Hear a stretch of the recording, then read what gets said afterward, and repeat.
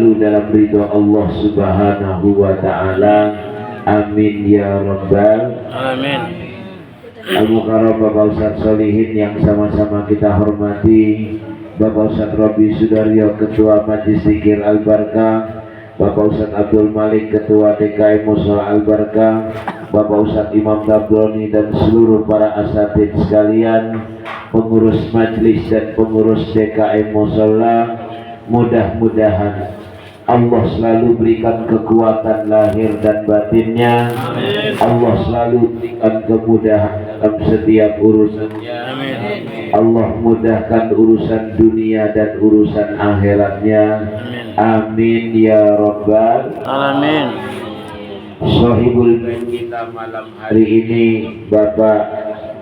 Bapak Budi Permadi, yang alhamdulillah malam hari ini rumahnya kita jadikan sebagai majelis.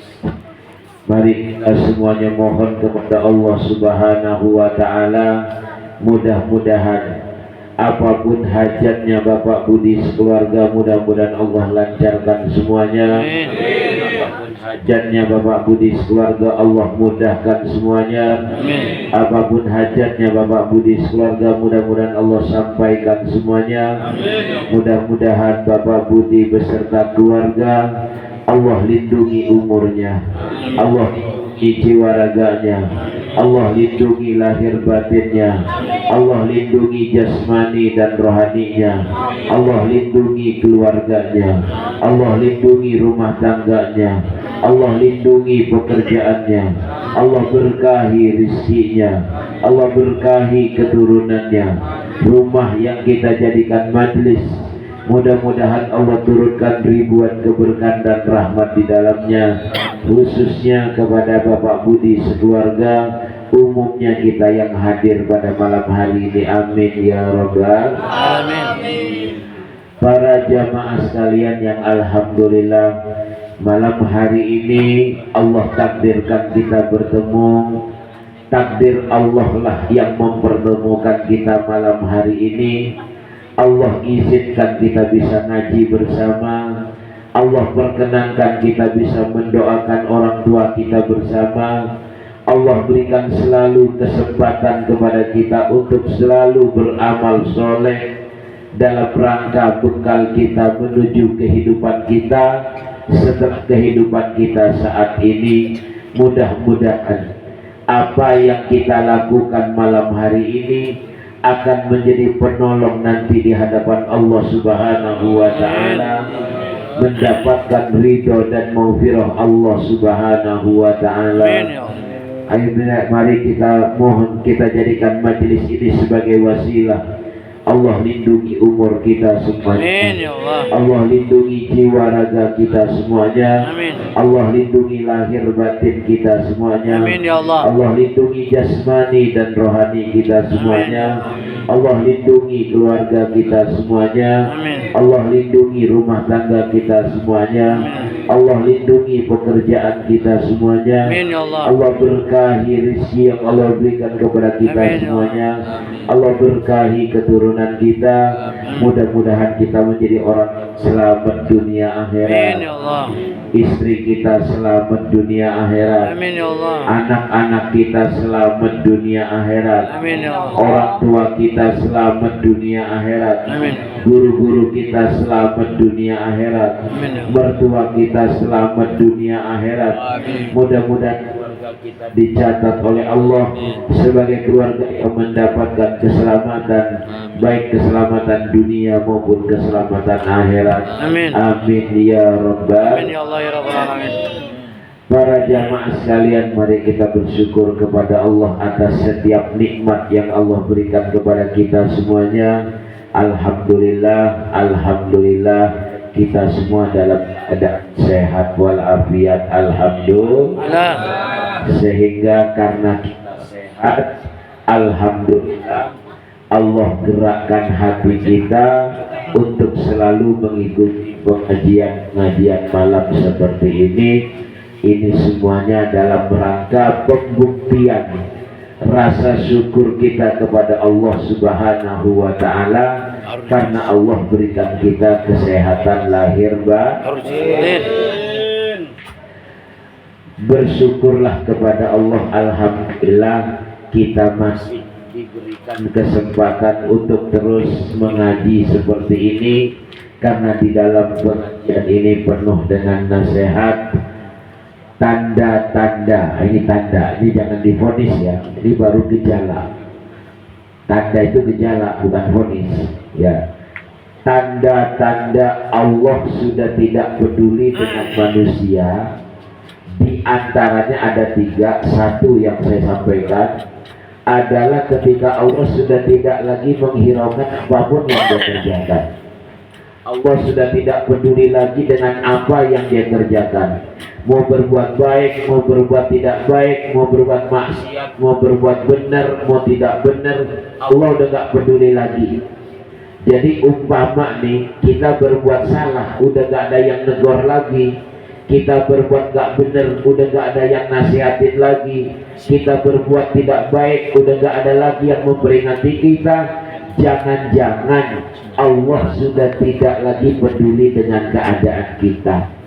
Oleh karenanya selalu saya sampaikan, bersyukurlah masih ada orang yang mau menasehati kita. Ada ayah yang nasihatin kita, ada ibu yang nasihatin kita, ada guru yang nasihatin kita, ada teman yang ngajak selalu kita kepada kebaikan. Ketika teman selalu ngajak kita berbuat baik, itu bagian daripada cara Allah peduli dengan kita. Kalau Allah udah gak peduli, udah dibiarin aja oleh Allah. Kita mau berbuat jahat, udah gak ada yang negor. Tetangga gak negor, teman gak ngasih tahu, guru gak nasehatin, orang tua gak ngarahin, tidak ada yang memperingati. Kalau sudah tidak ada yang memperingati kita lagi, apapun yang kita perbuat, na'udzubillah, jangan-jangan itu sudah bagian dari cara Allah. Allah meninggalkan kita, na'udzubillah. Sekali lagi, bersyukurlah Allah masih peduli dengan kita.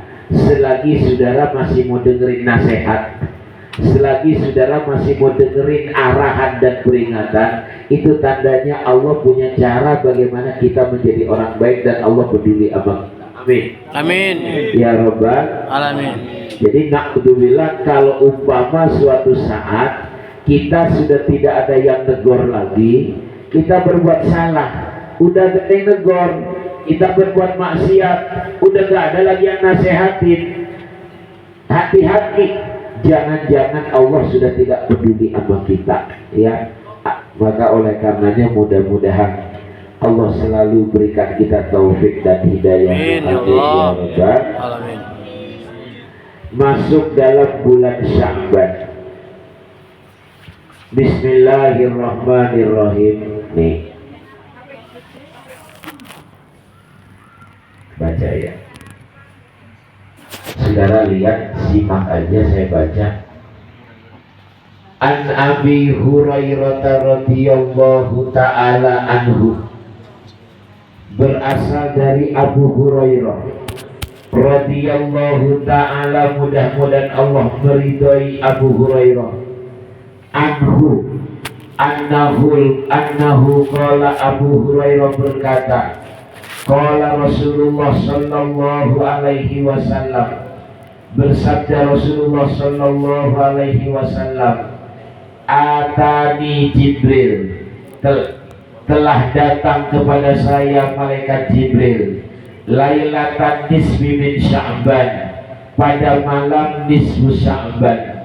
Jadi kata Rasulullah, telah datang kepada saya malaikat Jibril pada malam nisfu Sya'ban. Wa qala, lalu malaikat Jibril berkata, ya Muhammad, wahai Muhammad, hadihi lailatun, malam ini tuftahu, dibuka, fiha, di dalam malam ini, abwabus sama, pintu-pintu langit, wa abwabur rahmah, dan pintu-pintu rahmat. Oleh karenanya kata malaikat Jibril, fakum, bangunlah, wasolli solatlah, warfa angkat roksaka kepalamu, wayadaika angkat kedua tanganmu, ilas sama ke langit. Fakultu maka saya berkata, kata Rasulullah, ya Jibril, wahai malaikat Jibril, mahadihil lailah, ini malam apa Jibril? Fakola, malaikat Jibril menjawab, hadihi lailatun, ini malam, yuftahu fiha, dibuka di malam ini, salatu mi'atin, 300 bab minar rahmah, 300 pintu rahmat dibuka malam hari ini. Fayaghfirullahu ta'ala, maka Allah akan mengampuni, maka Allah ta'ala akan mengampuni li jami'i, untuk semua, mimman, ya, untuk semua makhluk, tapi syaratnya satu, man la yusrik billahi syai'an, satu, tidak pernah menyekutukan Allah, ya. Jadi Allah akan mengampuni dosa orang yang tidak menyekutukan Allah, ya. Dan Allah akan mengampuni dosa, ya, kecuali, ya, Allah tidak ampuni di malam di Susaban, illa mangkana sahiron, ahli sihir, dukun, mangkana sahiron, ahli sihir, au kahinan, dukun, au masahinan, atau orang yang meminum minuman narkoba, au musiran ala zina, orang yang senang berzina, au akilir riba, orang yang suka makan riba, au akil walidaini, orang yang durhaka sama kedua orang tua, awin namam, orang yang suka ngadu domba, au qati'ir rahmin, atau orang yang memutuskan tali silaturahmi, itu orang gak diampuni. Kecuali, ini kan sifatnya sosial semua ini, kecuali minta maaf, minta maaf, minta maaf, minta maaf, insya Allah Allah ampuni, ya.